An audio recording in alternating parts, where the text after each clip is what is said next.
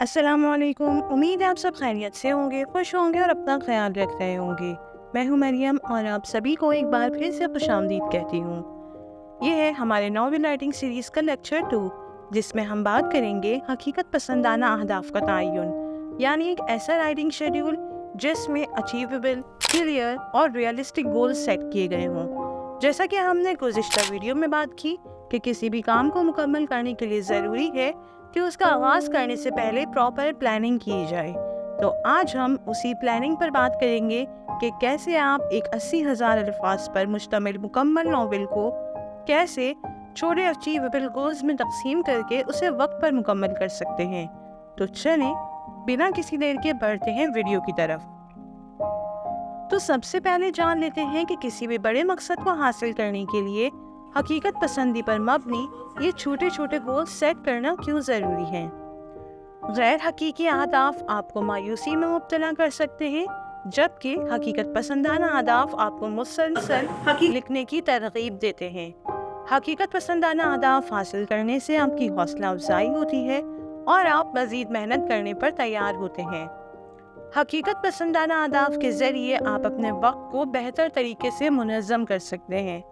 हकीकत पसंदाना अहदाफ यानी ऐसे गोल्स जो हकीकत पर मबनी हो, जिन्हें पूरा करना मुमकिन हो। यानी ये सोचने के बजाय कि मैं 1 महीने में मुकम्मल नॉवेल लिख लूँगा, आप अपने हदफ को आसान और मुख्तसर रखें और ख़ुद से कहें कि आप हर रोज़ 5 सफ़हात लिखेंगे।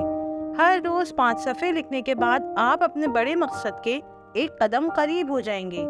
लेकिन अगर आप 1 महीने में नॉवेल लिखने का टारगेट सेट करते हैं तो यकीनन ये गैर हकीकी और नामुकम्मल मंसूबाबंदी है जो बिलाखिर आपको मायूसी में मुब्तला करेगी। आइए देखते हैं कि आप अपने नॉवेल के लिए स्मार्ट गोल कैसे सेट करते हैं। लेकिन क्या इससे पहले ये जान लें कि स्मार्ट गोल होता क्या है। स्मार्ट गोल होता है स्पेसिफिक यानी मखसूस, जिसमें हदफ वाज़ेह और मखसूस होना चाहिए। मेजरेबल की पैमाइश मुमकिन होनी चाहिए ताकि आप जान सकें कि आप अपने गोल से कितना करीब हैं। अचीवेबल हासिल करने के काबिल, हदफ हकीकत पसंदाना और हासिल करने के काबिल होना चाहिए। रेलिवेंट यानी मुताल्लिका, हदफ आपके तवील मुद्दती मकासद के साथ मुताबिकत रखता हो। टाइम बाउंड यानी वक्त का पाबंद, हदफ के लिए एक मखसूस वक्त मुकर्रर होना चाहिए। आइए मिसाल से समझते हैं कि आप नॉवेल लिखने के लिए ये स्मार्ट गोल कैसे सेट कर सकते हैं। कि आप ये कहें कि मैं 80,000 अल्फाज का एक मुकम्मल नॉवेल लिखूंगा। यहाँ आपने एक मखसूस टारगेट सेट किया जो स्पेसिफिक है। उसे मुकम्मल करने के लिए आपको अमली तौर पर क्या करना होगा। अपने नॉवेल के मौजू, प्लॉट और किरदारों के बारे में वाज़ेह हदफ मुकर्रर करें। आपका हदफ काबिल पैमाइश होना चाहिए, यानी आप ये कहें कि मैं हर हफ्ते 2,500 अल्फाज लिखूंगा। यानी आपने उस मखसूस हदफ को ट्रैक करने के काबिल बना लिया। अब आप इस पर अमल कैसे करेंगे कि आप अपने लिखने की पेश रफ्त का रिकॉर्ड रखें और बाकायदगी से अपनी कामयाबी का जायजा लें। आपका हदफ अचीवेबल यानी हासिल करने के काबिल होना चाहिए। कैसे? जैसे कि आप ये कहें कि मैं रोज़ाना 500 अल्फाज लिखूंगा और इस पर अमल इस अंदाज में करें कि रोज़ाना अपने मामूलात का जायज़ा लें और देखें कि आपके लिए कौन सा हदफ हकीकत पसंदाना है। मुताल्लिका यानी रेलिवेंट, आपका हदफ आपके एक तवील मुद्दती मकासद यानी आप एट दी एंड क्या अचीव करना चाहते हैं उससे मुताल्लिक होना चाहिए।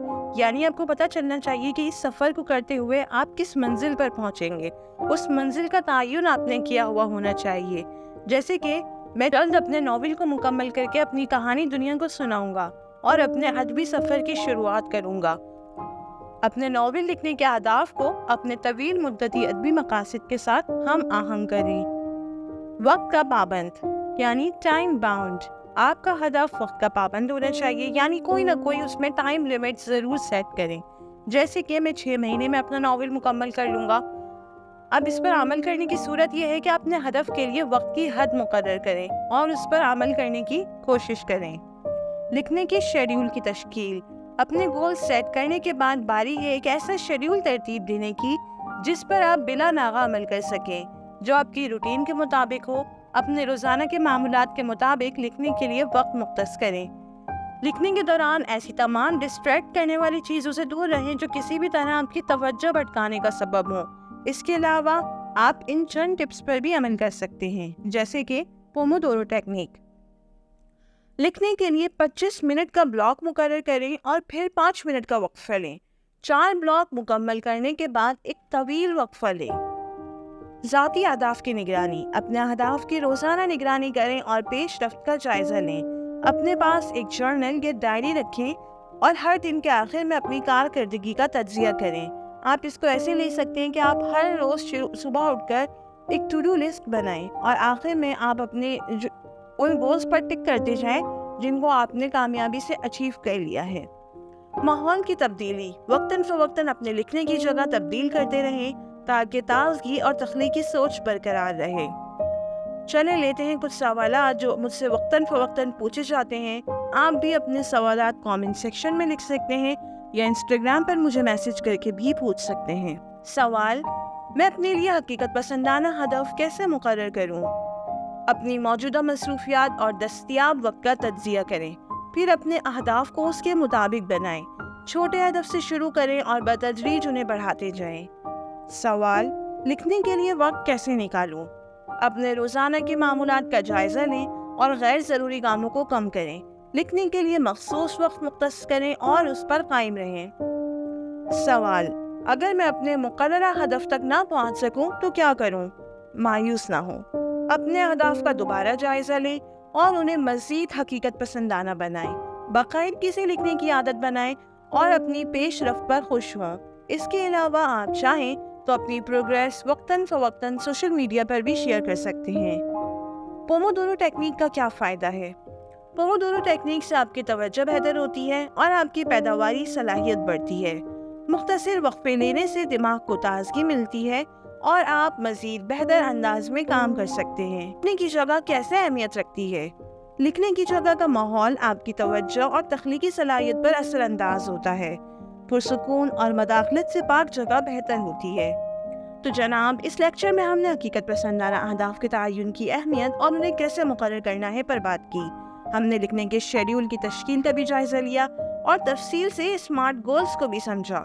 اگلے لیکچر میں ہم ناول کے آئیڈیاز پر بات کریں گے کہ کیسے ہم ایک یونیک دلچسپ آئیڈیا اپنے ناول کے لیے تلاش کر سکتے ہیں۔